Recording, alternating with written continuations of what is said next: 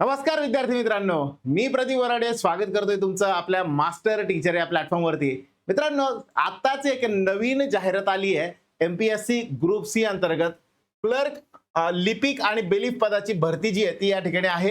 यामध्ये नेमकं काय काय आहे, याची पात्रता नेमकी काय, रिक्त जागा किती आहेत आणि नेमक्या तारखा कोणत्या आहेत, या सगळ्या गोष्टींबद्दलची माहिती या व्हिडिओमध्ये आपण बघणार आहोत। सगळ्यात पहिल्यांदा जर म्हटलं ही भरती नेमकी कशाबद्दल आहे, गट क ची भरती आहे बेलिफ आणि लिपिक या पदाबद्दल। बेलिफ पद काय असतं, लिपिक काय पद असतं, बघा मुंबईचे नगरपाल कार्यालय जे असतं, शेरीफ जे म्हणतो आपण, तर शेरीफ ऑफ मुंबई चे नगरपाल कार्यालय जे आहे त्या कार्यालयामध्ये ही वॅकन्सी आहे, या जागा भरल्या जाणार आहेत। यामध्ये नेमकं काय असणार आहे, ही एक्झाम फार महत्वाची बनते।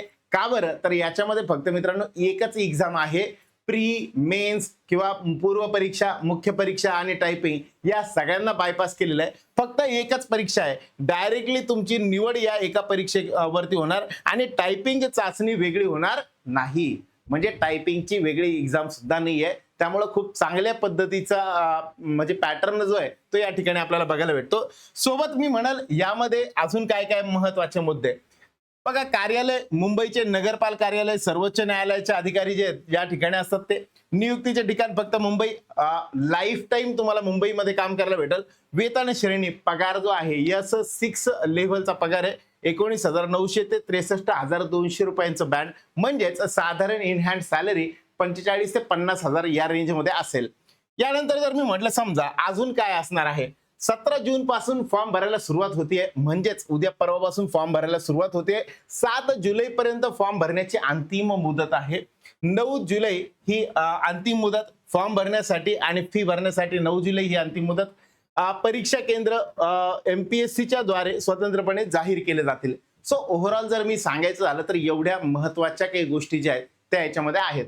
17 तारखेपासून फॉर्म भरायला सुरुवात होते, 7 जुलैची वाट बघत बसू नका।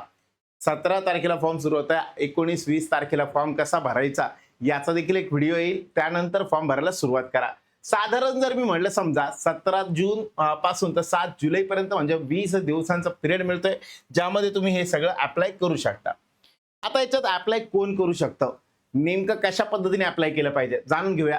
जागा टोटल 20 वॅकन्सीज आहे, 20 जागांचा मॅट्रिक्स या ठिकाणी दिलेला आहे। बघा ह्याच पैकी म्हणजे ज्या कॅटेगरीचे तुम्ही असाल तर आणि तर जागा आहेत, तुमच्या कॅटेगरीनुसार चेक करून घ्या खरंच जागा आहे का, असेल तर तुम्ही अप्लाय करू शकता।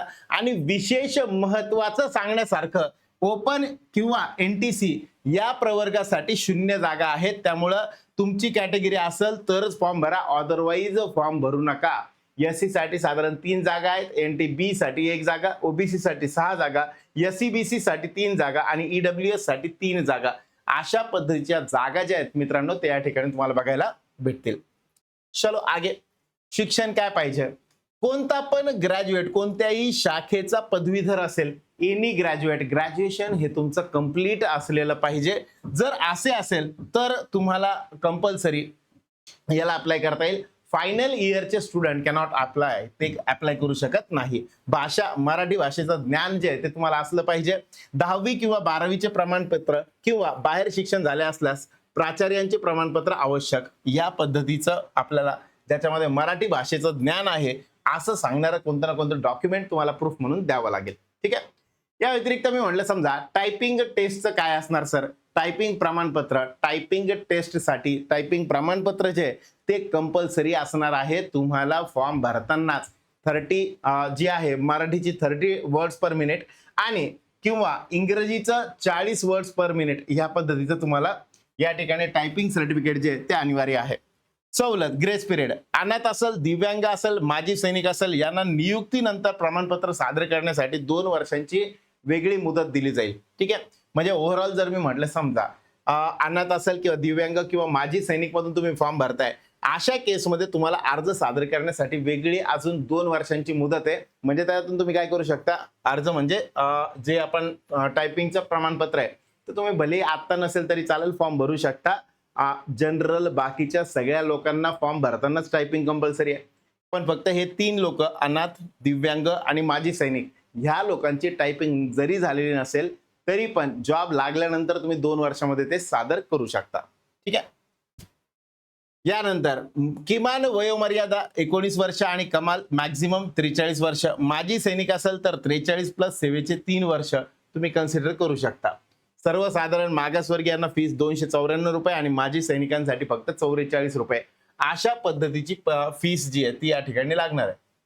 टोटल जर मी म्हणलं समजा एकाच परीक्षेमध्ये काय काय असणार, मग सर परीक्षेचं पॅटर्न काय असणार आहे. एकदम सोप्या पद्धतीचं पॅटर्न आहे बघा. काय सांगितलेलं पॅटर्न मध्ये, पेपर 1 मध्ये असेल मराठी आणि इंग्रजी 100 प्रश्न असतील आणि 200 मार्क असतील, म्हणजे साधारण एका प्रश्नाला 2 मार्क तुम्हाला या ठिकाणी बघायला भेटतील.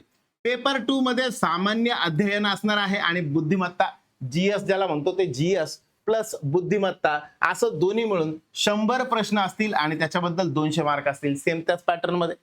इथं जर मी म्हटलं सांगायचं झालं तर कंबाईनचा जो मेन्सचा पेपर असतो त्यामध्ये जो संपूर्ण सिलेबस जीएसचा आहे तो सिलेबस आपल्याला या ठिकाणी असेल. ठीक आहे.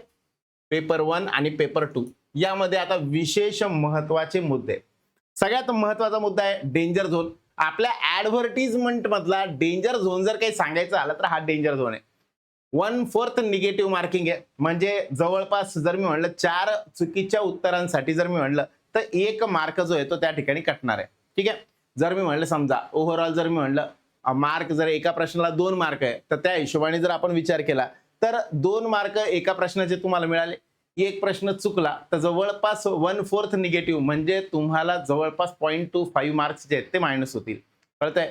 आणि म्हणून जर मी म्हणलं समजा 50.50 एवढे मार्क मायनस होत आहे, म्हणजे तुमचे 4 प्रश्न बरोबर आले, त्याच्यानंतर तुमचा एक प्रश्न जो आहे तो चुकला, अशा केसमध्ये 4 प्रश्न बरोबर आले म्हणून तुम्हाला मार्क भेटले होते 4 दुने 8 मार्क. आणि ज्या वेळेस तुम्हाला या ठिकाणी एक प्रश्न जो आहे तो चुकला म्हणून तुमचे मार्क समजा 2 प्रश्न जर चुकले तर तुमचा 1 मार्क जो आहे तो त्या ठिकाणी कमी होणार आहे, म्हणजे तुम्हाला जे मिळालेले 8 मार्क आहे त्या 8 मार्कातून 1 मार्क मायनस होईल, 7 मार्क तुम्हाला भेटतील. कळतंय. सो ह्या पद्धतीने जर मी म्हटले समजा तर हे बनेल. दुसरा आहे क्वालिफाईंग लिमिट. काय केलेलं आहे याला सेक्शनल, जसं आपण म्हणतो ना एक मिनिमम लिमिट जी आहे, मिनिमम कट ऑफ ठरवून दिलेला आहे. 35% मिनिमम तुम्हाला आले पाहिजे. शर्यतीत आणि कट ऑफच्या स्पर्धेत राहण्यासाठी किमान 35% मार्क मिळवणे अनिवार्य आहे. त्याखालील विद्यार्थी डायरेक्टली बाद असतील. ठीक आहे. ह्या पद्धतीने आहे. नॉन क्रिमिलियर अनिवार्य.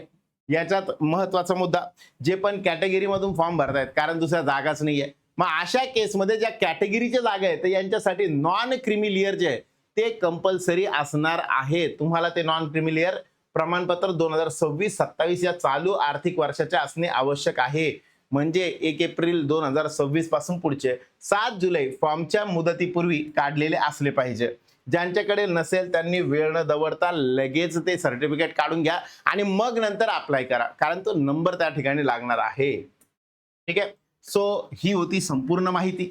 यामध्ये तुम्हाला जर मी म्हटलं असंच अजून नवनवीन ज्या काही अपडेट येत आहेत, जाहिराती येत आहेत, त्या सगळ्यांबद्दल डिटेल माहिती या ठिकाणी आपल्या या मास्टर टीचर या चॅनलवरती आपण पोस्ट करत राहू. तुम्हाला जर हे व्हिडिओ आवडले असतील तर नक्कीच लाईक करा, सबस्क्राईब करा, चॅनलला सबस्क्राईब करून ठेवा पुढच्या अपडेटसाठी आणि हा व्हिडिओ मॅक्झिमम लोकांपर्यंत पोहोचवा. Thank you very much. Good day to all of you.